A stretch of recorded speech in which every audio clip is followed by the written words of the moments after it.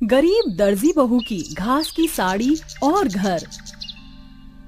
देखो शालिनी, मैंने साड़ी की फॉल लगा दी है और मैंने सूट की अच्छे से तुरपाई भी कर दी है। तुम दोनों का बहुत बहुत शुक्रिया। तुम दोनों की वजह से मेरा दर्जी का काम कितनी जल्दी हो जाता है, वरना अकेले ये सब कर पाना मेरे लिए बहुत मुश्किल था। बातें बाद में कर लेना, ये लो जल्दी से नींबू पानी पी लो। बाजार में तो नींबू के भाव चांदी के भाव जितने चल रहे हैं, तो तुमने ये नींबू पानी कैसे बनाया? वो पड़ोस वाली काकी है ना, उनकी नौकरानी आज नहीं आई थी, तो मैंने उनके घर के थोड़े बहुत काम कर दिए थे, इसलिए उन्होंने पैसों के बदले मुझे ये नींबू दे दिए। ये भगवान भी कैसे कैसे दिन दिखाता है। हम गरीबों को गर्मी के मौसम में नींबू पानी पीने के लिए भी हमें कितनी मेहनत करनी पड़ती है। अदिति की बात सुन बाकी बहुएं उदास हो जाती हैं। शालिनी इन सभी बहू में से सबसे बड़ी बहू थी, जो दर्जी का काम करती थी।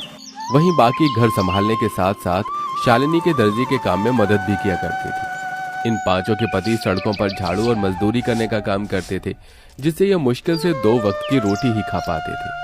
अरे वाह शीला, तुमने तो अपने घर का हुलिया ही बदल दिया। कितना सुंदर लग रहा है तुम्हारा घर।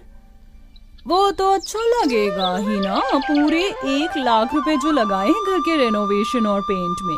वैसे मेरे ख्याल से तुम पांचों को भी अपनी ये बाबा आदम के जमाने की गुफा को रेनोवेट करवाना चाहिए। न जाने इतनी गर्मी में तुम लोग इस गुफा जैसे घर में कैसे रहते हो। खिड़की दरवाजे तो ऐसे हैं कि अगर किसी का हाथ लग गया तो वहीं टूटकर गिर जाएंगे। पांचों बहू की घर की बेइज्जती करके घमंड दिखाते हुए शीला अपने घर के अंदर चली जाती है। अपने घर की इतनी बेइज्जती होता देख पांचों बहुओं को ही काफी दुख होता है। अरे बाप रे बाप, ऐसा लग रहा है कि धरती लोक पर नहीं बल्कि सूर्य ग्रह पर पहुंच गया हूँ। कितनी गर्मी है। इतनी गर्मी में गुफा में सोओगे तो गर्मी नहीं तो क्या ठंड लगेगी? क्या गुफा? और नहीं तो क्या, ये गुफा क्या आप लोगों को घर दिखाई देती है? शादी को इतना समय हो गया है, लेकिन हम एक ढंग के किराए के मकान में भी नहीं रह सके। कभी कभी तो लगता है इस गुफा जैसे घर को छोड़कर जंगलों में चले जाऊं और वहीं रहूं। याशिका की बातें सुन सभी लोगों को इस बात का एहसास तो होता है, लेकिन अपनी गरीबी और लाचारी देखते हुए वो कुछ नहीं कहते और ऐसी गरीबी में उनके दिन बीतने लगते हैं। अमृता, अगर तुम न होती तो इतनी गर्मी में हमें ये ठंडा पानी पीना भी नसीब नहीं होता। जमीन ठंडी रहती है ना, इसलिए मैंने पानी के मटके रखना शुरू कर दिया था, ताकि कड़ी से कड़ी गर्मी में भी हमें ठंडा पानी मिल सके। कल रात थोड़ी बहुत चैन की नींद नसीब हुई थी। वैसे ये कपड़ा गीला कर ओढ़ कर सोने का आइडिया सच में कमाल का निकला। अब तो मैं रोज ऐसे ही सोऊंगी। पांचों बहुएं हमेशा अपने ऐसे छोटे मोटे जुगाड़ से गर्मी से थोड़ा बहुत बैक लिया करती थी। शालिनी देखो ना, मेरी साड़ी फिर से फट गई, इसे सिल दो। कितनी बार एक ही साड़ी को बार बार सिलकर पहनेंगे? जब से शादी हुई है तब से लेकर आज तक एक भी साड़ी नहीं पहनी है। वही 2-3 साड़ियों को सिल कर ही पहन रहे हैं। अदिति इतना बोल ही रही होती है कि तभी उन्हें बाहर से साड़ी वाले की आवाज आती है, जिसे सुन पांचों बहुएं जैसे ही बाहर आती हैं। अरे भाई साहब, ये नीली वाली साड़ी दिखाइए। अरे बहन जी, आप लोग वहाँ क्यों खड़ी हैं? देखिए, मेरे पास एक से बढ़कर एक साड़ियाँ हैं। बनारसी, सूती, लखनवी, जरी वाली। बताइए कौन सी साड़ी दिखाऊं? अरे भाई साहब जी, आप किन से साड़ी लेने के लिए पूछ रहे हैं जो एक ही फटी हुई साड़ी को सिल कर पहनती है? इनकी एक सूती की साड़ी लेने की तो औकात नहीं है। ये क्या ही महंगी साड़ियाँ लेंगे।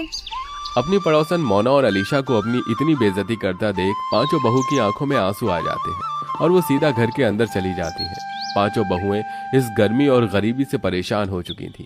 पांचों बहुएं आंगन में बैठ एक दिन झाड़ू बर्तन कपड़े कर रही होती हैं कि तभी अचानक जोरों से हवाएं चलनी शुरू हो जाती हैं। लगता है बहुत जोरों से तूफान आने वाला है। चलो जल्दी घर के अंदर चलते हैं। पांचों बहुएं जैसे ही घर के अंदर जाने लगती हैं कि तभी तेज आंधी की वजह से उनके घर की छत उड़ जाती है और साथ ही साथ उनके घर की दीवारें भी टूटकर बिखर जाती हैं। हे भगवान, ये तूफान गांव में नहीं बल्कि हमारी जिंदगी में आया। अब हम लोग कहाँ रहेंगे? अपने घर के टूट जाने की वजह से पांचों बहुएं बहुत रोती हैं। शाम होते ही इन सब के पति घर आते हैं और ये सब नजारा देख उन्हें भी काफी दुख होता है, जिसके बाद अब वो सभी सिर छुपाने के लिए जंगल की तरफ बढ़ते हैं और एक बड़े से पेड़ के नीचे बैठकर अपनी रात वहीं गुजार लेते हैं। जहाँ ये सभी लोग रहते थे वहां पर एक बड़ी सी नदी भी बनी हुई थी, जो तूफान की वजह से काफी गंदी हो गई थी, जिसे देख पांचों उस नदी की सफाई करते हैं और ऐसे ही उनके कई दिन गुजर जाते हैं। कभी कभी तो मन करता है इसी नदी के अंदर कूदकर जान दे दूं, कम से कम इन चीजों से छुटकारा तो मिलेगा। अमृता, ये तुम कैसी बातें कर रही हो? जिंदगी का तो नाम ही संघर्ष है, हम लोग ऐसे हार नहीं मान सकते। शालिनी की बात सुन नदी किनारे बैठी सभी बहुओं की आंखों में आंसू आते हैं। तभी उनके आंसू नदी के अंदर जा गिरते हैं। उनके आंसू जैसे ही नदी के अंदर जाते हैं तो नदी के अंदर एक सुनहरी रोशनी चमकती है और देखते ही देखते उनके सामने नदी की रानी बाहर आती है। कौन हो तुम? मेरा नाम नंदिनी है और मैं इस नदी की रानी हूँ। तुम पांचों ने मेरी नदी को साफ किया, यहाँ आसपास सफाई रखी और आज तुम लोग बैठकर ऐसे रो रहे हो। बताओ, तुम लोग क्यों रो रहे हो? उस रानी की बात सुन सारी बहुएं उसे सारी बात बताती हैं, जिसे सुन वो रानी पांचों बहू को अपने साथ नदी के अंदर ले जाती है। उस नदी के अंदर की जमीन, मछली घर सब कुछ घास का बना हुआ था। ये सब देख पांचों बहुएं बहुत हैरान होती हैं। ये सब हकीकत है या कोई सपना? ये सपना नहीं, हकीकत है। ये घास जादुई घास है जिसकी मदद से तुम लोग कुछ भी बना सकते हो और वो चीज बिल्कुल असली चीज की तरह ही काम करेगी।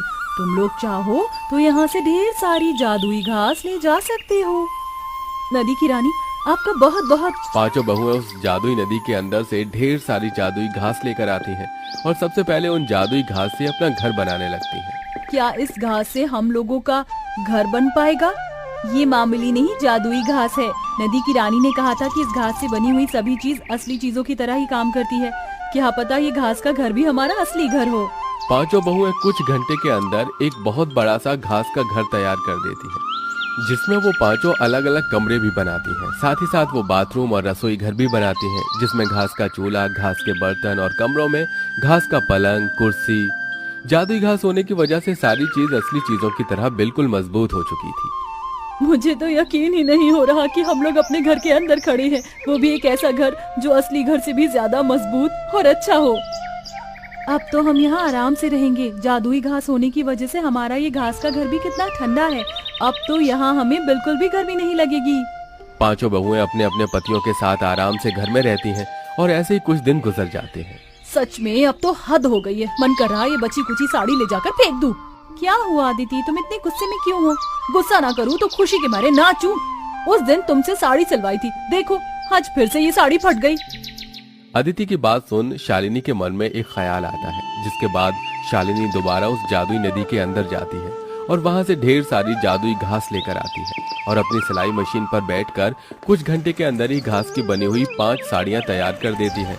साड़ियों के बॉर्डर पर वो तरह तरह के फूल भी लगाती है, जिसके बाद अब जैसे ही पांचों बहुएं उस घास की साड़ियों को पहनती हैं, इस घास की साड़ी को पहनकर तो ऐसा लग रहा है कि मानो जैसे मैंने रुई की साड़ी पहन रखी हो। अब इन घास की साड़ियों में हमें बिल्कुल भी गर्मी नहीं लगेगी और हम आराम से रहेंगे। पांचों बहुएं उस घास की साड़ियों को पहनकर काफी खुश होती हैं। जिस तूफान से इन पांचों का घर टूटा था, उस तूफान में गांव में और भी कई लोग थे जो बेघर हो गए थे। ये सब देख पांचों बहुएं उन लोगों के लिए जादुई घास से घर बनाती हैं। अरे आप लोग तो हमारे लिए देवी हो। जो चीज सरकार और अमीर लोग न कर सके वो आपने कर दिया। आपका एहसान हम कैसे चुकाएंगे। जादुई घास के घर बनाने के साथ साथ पांचों बहुएं गरीब औरतों के लिए घास की साड़ियां भी बनाती हैं, जिन्हें वो काफी सस्ते दामों में बेचती हैं। बरसों से सपना था कि सूती की साड़ी लूंगी, लेकिन हमेशा पैसों की कमी की वजह से ना ले सकी। लेकिन आज आपकी वजह से मैं रुई जैसी मुलायम साड़ी पहन सकूंगी। आपका बहुत बहुत शुक्रिया। जरूरतमंदों की मदद कर पांचों बहू काफी खुश थीं। वो घास की साड़ी बेचकर थोड़े बहुत पैसे भी कमा लिए थे, जिनको अब वो बुटीक में लगाती हैं और बुटीक खोलती हैं। घास की तरह तरह की ड्रेस बनाकर बेचती हैं और अब उन सब के पति अपना खुद का काम शुरू कर देते हैं, जिससे अब धीरे धीरे उनकी जिंदगी सही राह पर आने लगती है।